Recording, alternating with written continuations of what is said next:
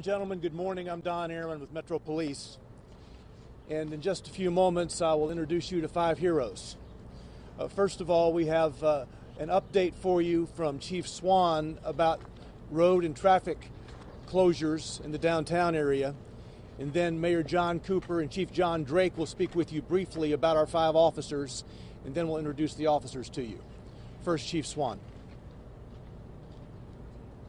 Good morning. So just to give a quick update on the infrastructure, as we work with our federal partners, law enforcement partners, and the footprint shrinks as far as the investigation, they will release the properties back to Metro. Once that happens, we will do a preliminary sweep. We'll have our public works, codes department, fire department, along with all utility districts that will go into the affected area just to make sure that it is safe. Then we will release that back to our business partners and residence owners. So I'm happy to announce this morning between 4th and 5th Avenue down to Broadway will be open. So as of 10 a.m., we will release that. We're doing the sweep right now as far as our preliminary sweep with all our partners I mentioned earlier. We'll let our business partners come in.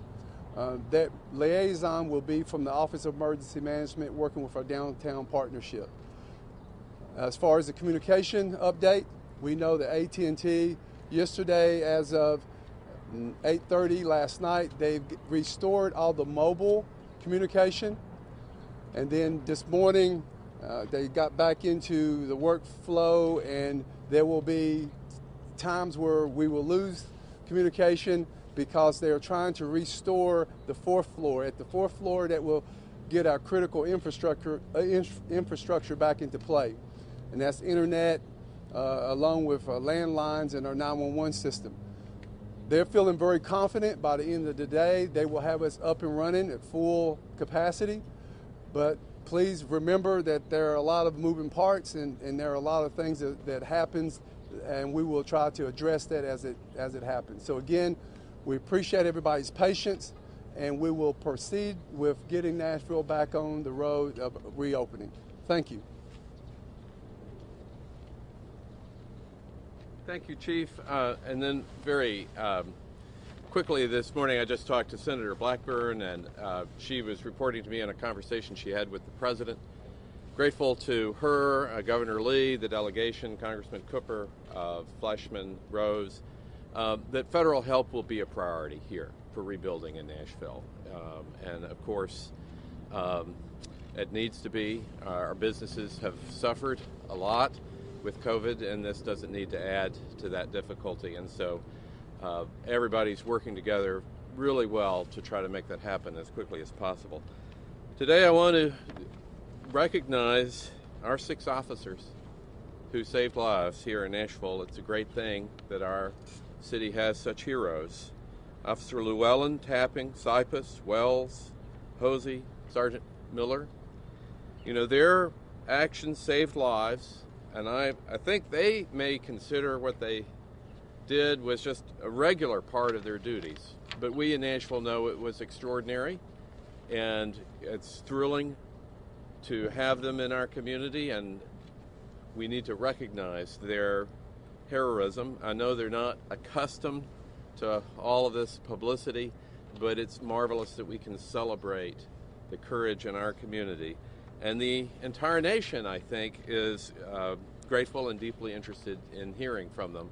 And with that, let me turn this over to our Chief Drake, to do the introduction. Thank you. All right, good morning, everyone. Before the officers say a few words, I'd like to reiterate that we feel Nashville is safe. There are no known threats against this city at this time. But that's not what I wanted to talk about today. I want to talk about our men and women of our police department who do heroic efforts every day. But on this particular incident, officers responded to a shots fired call, and unknowing anything else at the time, they began hearing announcements that something was about to detonate coming from an RV. Immediately, they didn't think about their own lives. They didn't think about protecting themselves. They thought about the citizens of Nashville and protecting them. And they went about knocking on doors, and had they not made their efforts, we'd be talking about the tragedy of people and lives lost. So with that said, I'd like to turn it over to our heroes. They may not think they're heroes because they go about this job each and every day, but they are our heroes, and they had a really heroic effort that morning. Thank you. It was my pleasure to introduce you to our 5 officers. Sergeant Miller is traveling out of town this morning and couldn't be here, but these 5 officers behind me graciously agreed to speak with each of you. What I've asked them to do is to come up one by one and talk about their response on Friday morning, starting with the officer who arrived first and then the other officers in that order. First, I would like to introduce you to Officer Tyler Llewellyn, Central Precinct overnight shift. Officer Llewellyn. Hello everyone, I'm Officer Llewellyn. Initially we got a shots fired call. I was running zone that night, so I took it. Officer Hosey backed me up. I arrived on scene. Initially I didn't hear any shots fired, nothing like that. We were told that shots were coming from inside the building at 178 2nd Ave North.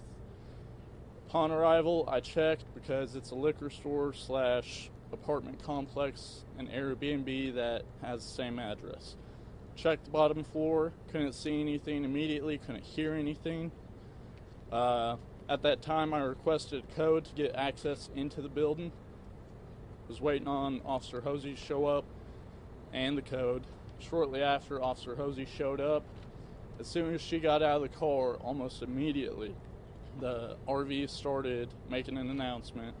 Somewhere along the lines, don't quote me exactly, but there's a large bomb within this vehicle. Your primary objective is to evacuate.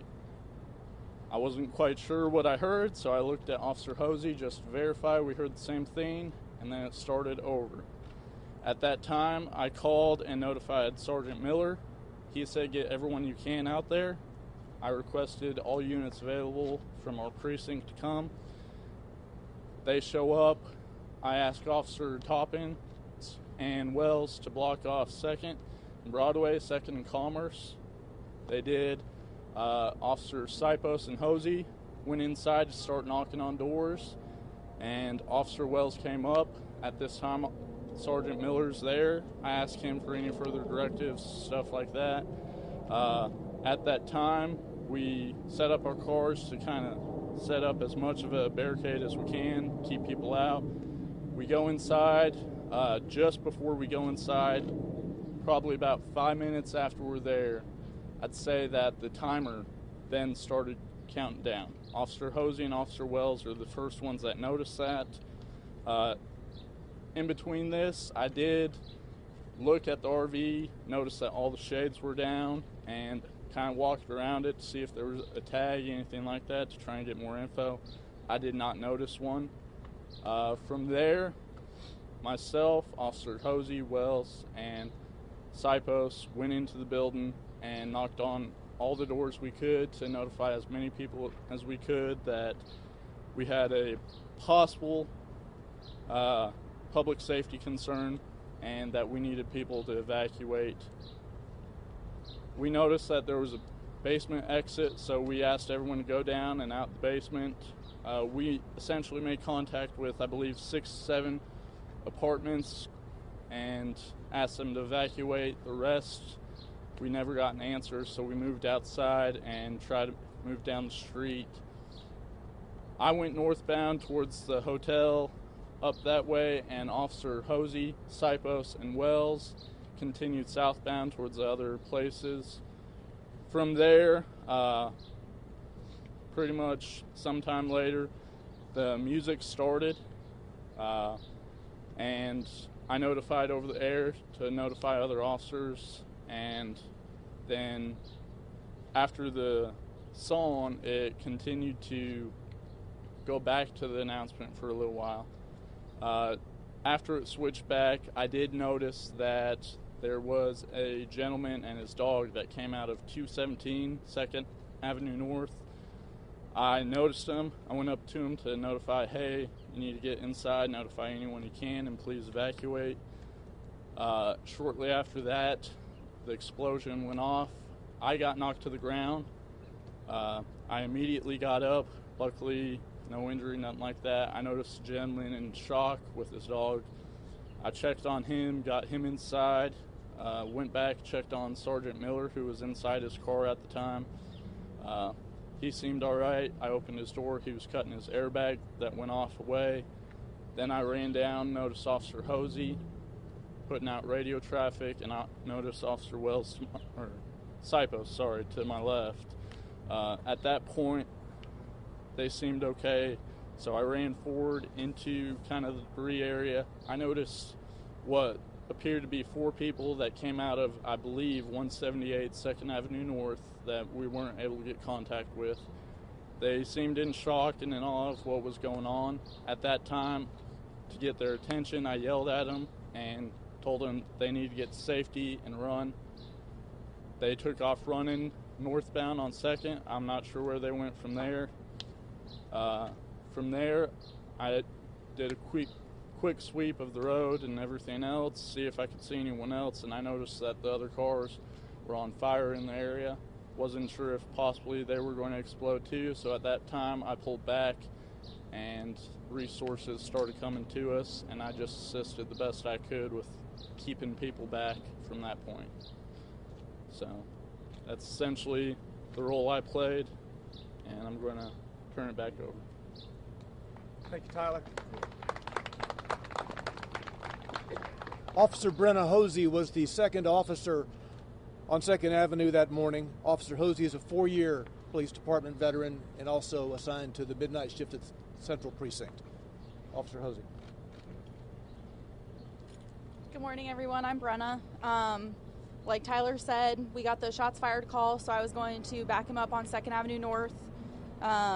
As he said, as soon as I got there and stepped out of my patrol vehicle, we started hearing the announcements being made. Kind of had that confused look on, is this really what we're hearing right now? After he notified Sergeant Miller, we were trying to think of the best way of action. We were making sure the entry code worked. As soon as Sipos showed up, he and I started knocking on doors, waiting for Sergeant Miller and everyone else to arrive on scene.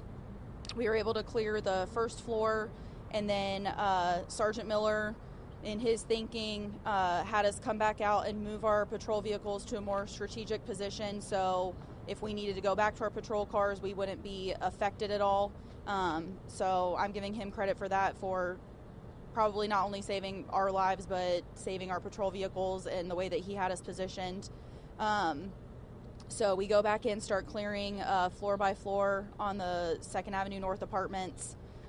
Once we made contact with everyone we could and made sure that they were getting out of the building is when we started to move down, keeping in communication with dispatch, trying to get entry codes for all the Airbnbs that were on 2nd Avenue North, trying to make entry.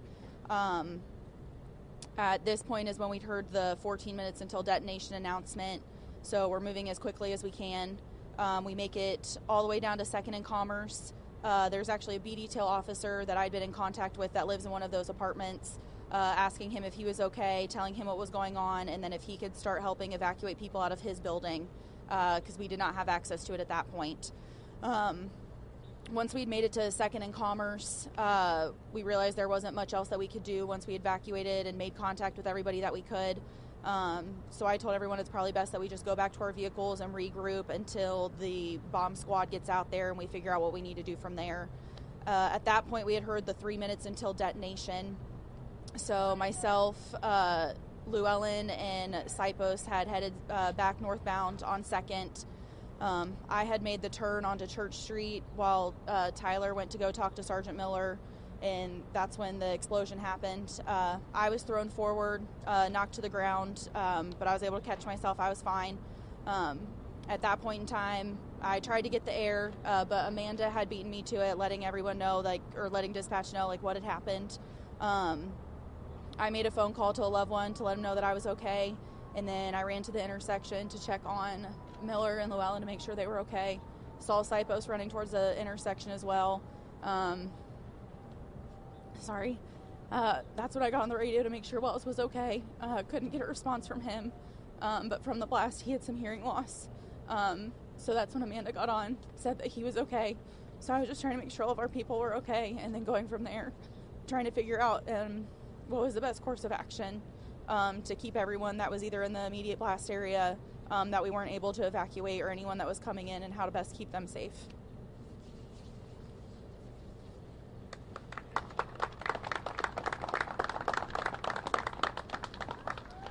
Now I'd like to introduce you to Officer James Wells, also assigned to the Central Precinct midnight shift. James has been with us just under 2 years. Officer Wells. Good morning. Officer James Wells. Shortly after the shots fired call came out, Officer Llewellyn had came over the radio and said I needed everybody here immediately. And just by the tone in his voice, we knew it was serious. And, he said it was a possible bomb situation and that Sergeant Miller was aware. At the time, I was sitting right next to Officer Toppin, so we got over there as quick as we could. Not knowing that the RV was the vehicle in question at the time, we actually pulled right in front of it. This is right across the street. We pulled up, and then when we heard the announcement, Toppin was like, "Is that the vehicle in question?" And Llewellyn said, "Yes." We immediately hopped in our cars and backed out, and then so we started setting up the perimeter to start shutting down Commerce and Broadway to make sure nobody could come in or out. And then Llewellyn called for more people to come help evacuate the building, which I did.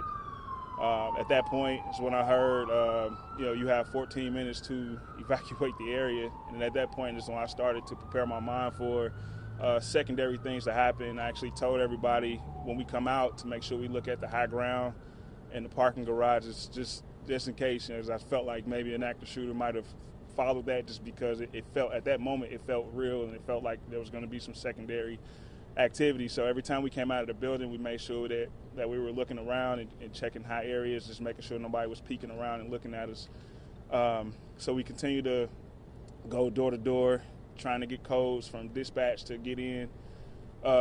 We get down to Second and Commerce, and that's when we hear the 3 minutes as we coming out of the building. And at that point, I told them I was going to go back to my car and get my heavy plates, just mentally getting prepared for whatever was about to happen. And so as I'm putting my heavy plates on, Llewellyn tells me that Sergeant Miller told me to pull my car back because I was actually in the intersection at first. So then I pulled my car back in between the buildings, and which is the parking garage, and then Second and Commerce to get out of the blast radius. And at that point, I get out, and I'm starting to go back toward Llewellyn and Hosey. And as I'm getting ready to walk toward them, walking back toward the RV, and this might not be politically correct, but this is my truth.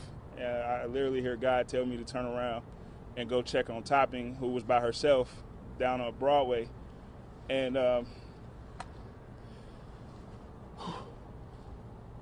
as I turn around, for me, it felt like I only took 3 steps.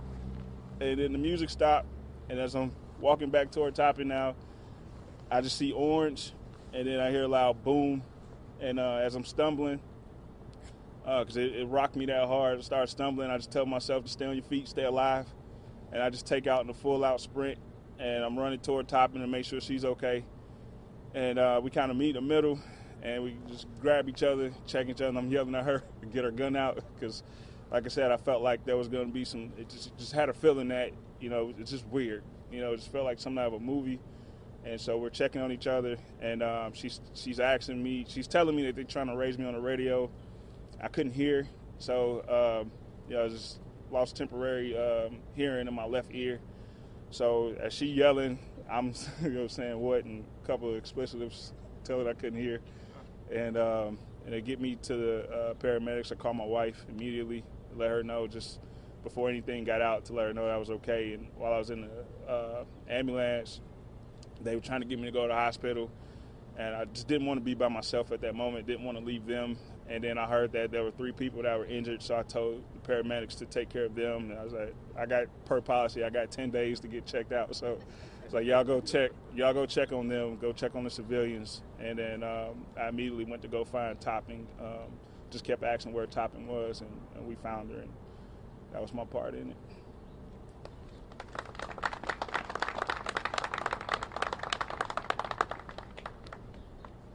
Officer Michael Sipus, assigned to the Central Precinct's midnight shift. Michael's been with us also just under 2 years. Officer Sipus. Thank you.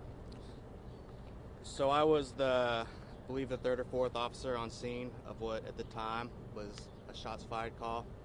I pulled up in front of the building that the initial call came from. Didn't know at the time I was almost directly across the street from the RV. Exited my vehicle, heard it making the announcements, essentially telling us there was an explosive device in the vehicle, not to approach it, that we should be evacuating the area. At that point, I moved up the street a little bit, at which point I met up with Officer Llewellyn and Officer Hosey. We started making plans to get into the buildings, start knocking on doors to let families know what was going on and get out of the building. I don't know the address off the top of my head, but the first building we went into was the one that the initial call had come from. Between myself and all the other officers knocking on doors, I think we made contact with 6 or 7 families, informed them that they needed to exit the building to the what would have been the First Avenue side to keep them off of the street with the RV. After we worked our way through the initial building, knocking on doors, we went back outside, at which point we started working our way southbound on 2nd Avenue North. Like these other officers said, we were in communication with dispatch, who did a fantastic job through the whole incident, trying to get door codes to get in and alert more families. I believe we made it into one more apartment building, if I remember correctly. I don't think we made contact with any families in that building. At that point, Officer Llewellyn, who was outside, let us know that the recording had changed. I believe that's when a song started playing. I don't know what the countdown was at that point. I know by the time we made it back outside after the last building we had checked, it was down to 3 or 4 minutes, I believe. At that point, we decided to work our way back up 2nd Avenue northbound. We had decided, like Officer Wells said, to get our heavy plates on to prepare for whatever might come after the countdown ended. At that point, I made it back up to Church Street. I rounded the corner to head towards 1st Avenue, where my car was parked. I'd actually just popped the trunk on my vehicle to get another piece of equipment out, at which point I just felt a push, basically. I was thrown into the trunk a little bit, turned around to see just a very orange sky, a lot of smoke. At which point I ran back towards 2nd Avenue North, as all the other officers did. Just wanted to make sure all the officers that I knew were in the area were safe. Like Officer Llewellyn said, there were a few people that had come out of an apartment building, so we did our best to get them out of the area as quick as possible. At that point, we just spent time keeping residents that had come outside, as well as pedestrians that were just trying to enjoy their morning, keeping them away from the area, trying to carefully explain what was going on and that they just needed to stay away for safety. Thank you.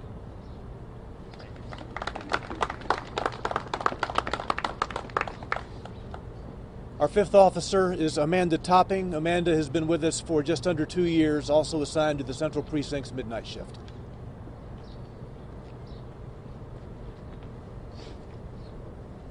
Man, they got me closing this thing out. Oh my God. All right. So I remember that morning, I was sitting with James Wells. We were talking over in my zone, and I heard Tyler Llewellyn and Brennan go out to the call. So we're kind of listening. This is an odd call. So we're sitting there, and my wife had just called because it's towards the end of our shift, so she was seeing what time I was coming home. And so I'm talking to her, and I'm like, well, we're about to head to this call. It's a little strange. So I hung up with her, and we head down there, and we get there. We didn't really know too much about it. Unbeknownst to us, we park right next to it. So, of course, we moved because that seemed ideal. So, I take my car down to 2nd and Broadway, and, Sergeant Miller wanted me to stay down there to help with, because, pedestrian traffic on Broadway, and, the buses were starting to do their routes and stuff. So, of course, I was listening and everything, and they went up to the apartments, and I kind of stayed down there and kept on going up to 2nd and Commerce to hear what the RV was saying, and that's just stuff that I'll never forget. You know, the sound of the announcement saying, you know, primary objective is to evacuate now, and it's a female voice, and yeah, it's just odd. And then of course, you know, I'm kind of pacing back and forth because I kept on having to turn pedestrians around. It was a weird feeling not being able to be with everybody else, but I knew that, you know, I needed to stay where I was at. Because, you know, you want to be with your detail, especially when you just have a feeling something's not right. And something that weird, just you don't get stuff like that. So, but I was standing there by my car, and I heard Tyler say that music just came on. So I got, you know, I went to go get closer, and I heard it, and I was like, oh my gosh.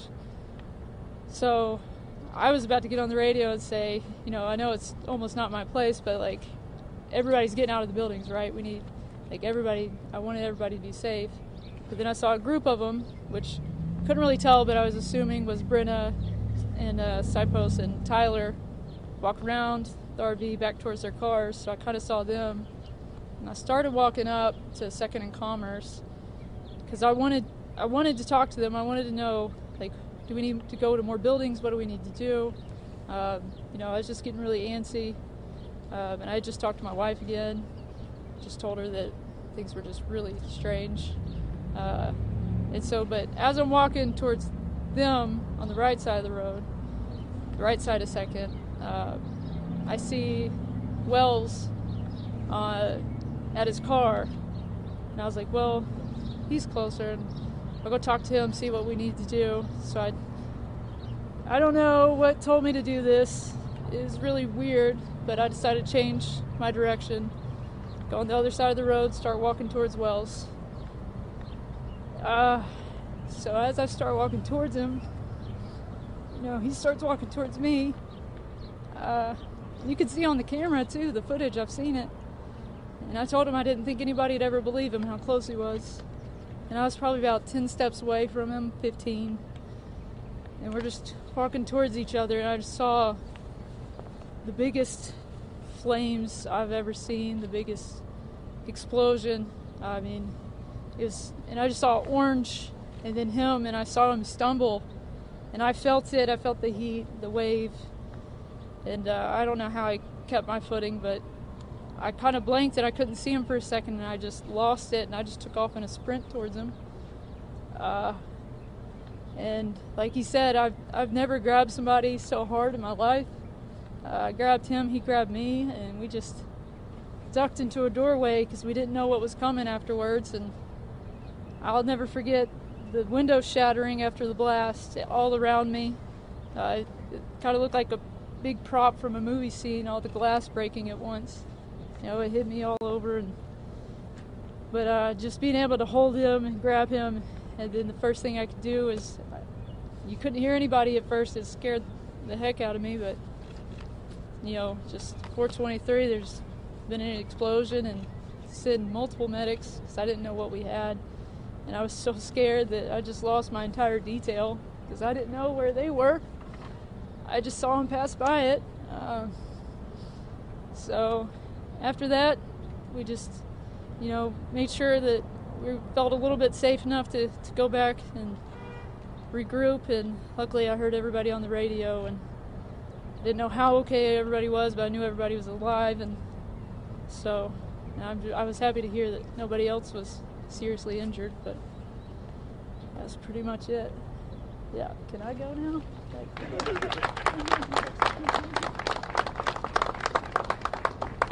All right, these officers have agreed to take just a few questions. Please, if you have a specific officer you want to ask of, identify that, or if you don't have a specific officer, we'll try to find the best one.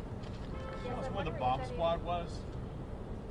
The Metro bomb squad, were they on the way? Yes, the bomb squad was on the way. The bomb squad had been requested, and they were on the way. Officer Wells?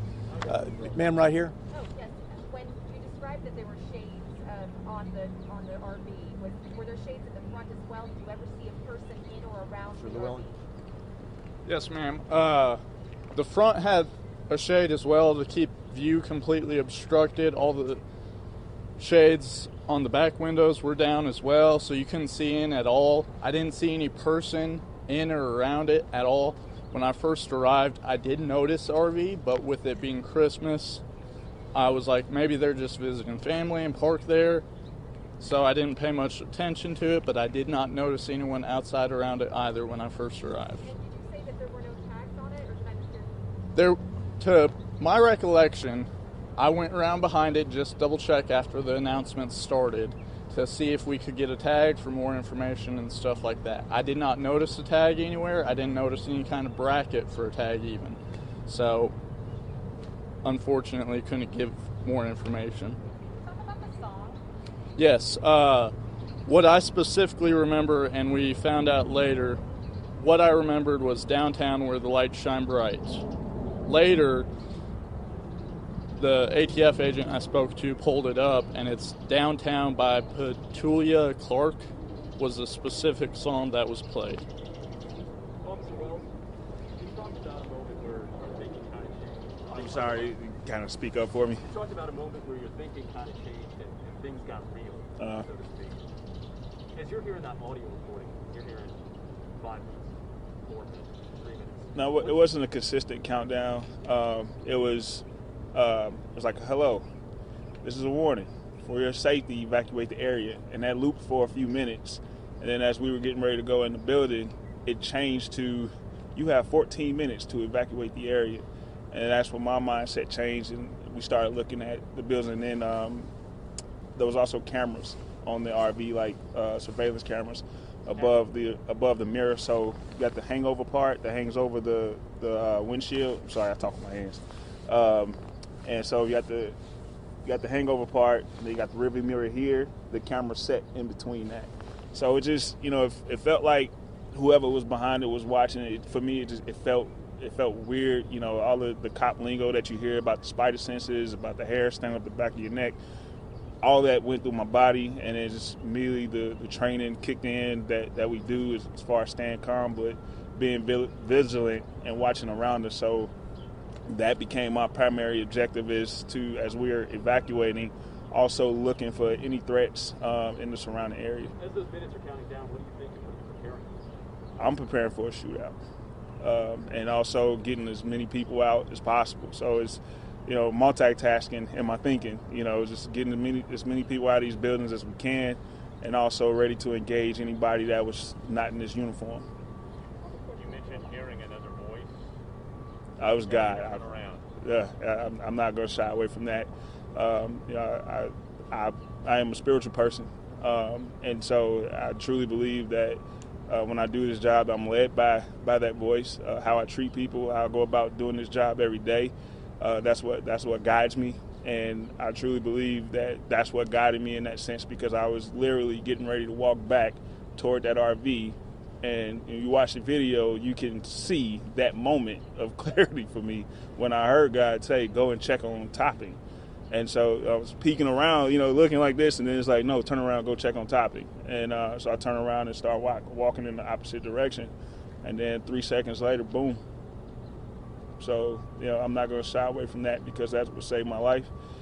That's what got me to see my kids and my wife on Christmas. And good to see you has a completely different meaning for me now. So, yeah. Can we do 2 more questions about anyone else? Yes, ma'am. How close were you Thursday compared to how close this group is now? What do you mean close as far as? Connected forever. Yeah, obviously, I already had a genuine feeling for all of them, but of course this is going to tie us together forever, for the rest of life. And so just, the love for them is even bigger now, and Christmas will never be the same for any of us. So. Officer Hosey. Yes, sir. We spoke to a mom who has 2 kids, and she described the moment that a police officer, she said it was a female police officer, came to them, and when the officer heard that she had 2 kids, she insisted even more that they evacuate. Do you remember that moment? If it's the woman I'm thinking of, she lived in 178. I remember knocking on her door. It was Sipost and I knocked on her door, scared the bejesus out of her.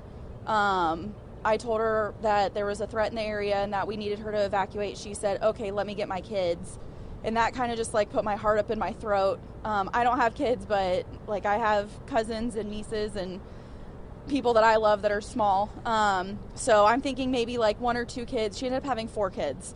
And so as she's getting them out, and she's got a stroller and she's got 2 in there and then 2 helping her get stuff. And I'm asking her if there's anything like that I can help her with to help make this easier. She said no, she's okay, but she's being a little bit more insistent on like what's going on. And at that time I kind of tell her like there's a more serious threat and that's why we need you to go. So like I'm thankful that we were able to make contact with her and that she was awake and able to evacuate. Yeah.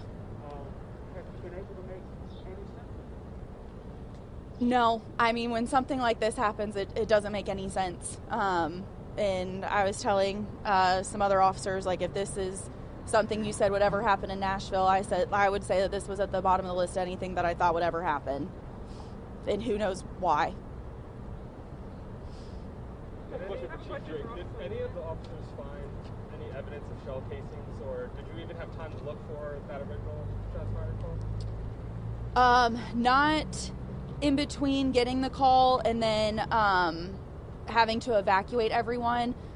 Where the shots fired call came from, we did not find any evidence of shots being fired. No shell casings, nothing like that.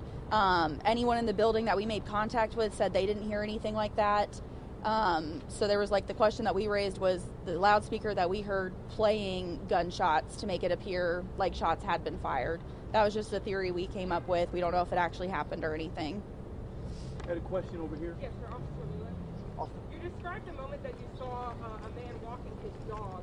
Have you seen, there's been surveillance video of that moment. Have you seen that video yourself? No, ma'am, I have not. How does that know? Because, I mean, you talk about how you guys have saved people's lives that day. How does that feel knowing that? Overall, I don't know for what reason the gentleman or female, whoever it was that actually did this, gave the notice. I'm just grateful that we actually had time to try and help people clear out. I saw that gentleman. Gut instinct told me go get him and tell him to get inside, get his family, get out. And overall, I did that, and I'm just grateful that none of the shrapnel or anything like that hit me, him. I'm a big dog lover, so it's dog too. So just very grateful that no one was seriously hurt. Do you know the circumstances under which the 3 people who were injured, how they were injured or where they were at the time? I personally do not know any of those circumstances. One more question, please. One more. Yes, sir. Was the sound coming from a loudspeaker outside of the RV or from inside? To me, it sounded like it was coming from inside the RV. Through the window? I don't know if they had like a mounted loudspeaker, kind of like our patrol cars do, to where it's in the grill or what, but I heard it coming from the RV itself. So, it was loud? Yes, you could hear it almost all the way down to Broadway and all the way up to Union almost. So, Had you seen that RV before when you were patrolling? I'm sorry, Sorry, had you seen the RV before during your patrols of the area? No, I didn't notice it earlier in the night at all. And like I said, I noticed it when I first showed up, but with it being the holiday, I didn't think anything of it because people possibly visiting family. Or even in past weeks? No, I haven't seen it in past weeks or past nights even. I know there was one other over. You feel lucky to be alive, officer. Yes, I feel very lucky to be alive, say hello to my family, say I'm uninjured, as well as all the other officers. I'm very grateful for the quick response from fellow officers, NFD, and everyone else. The person of interest. Thanks, Tyler. Thank you very much. Is the person of interest on the radar on police department prior to this? So, ladies and gentlemen, I want to emphasize these officers volunteered to be with you this morning. They weren't ordered to be here, they volunteered. And for those of you who applaud,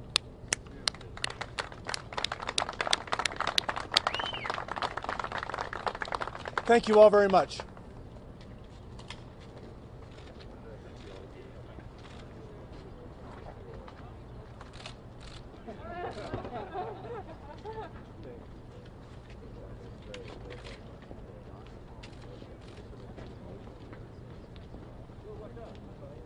August.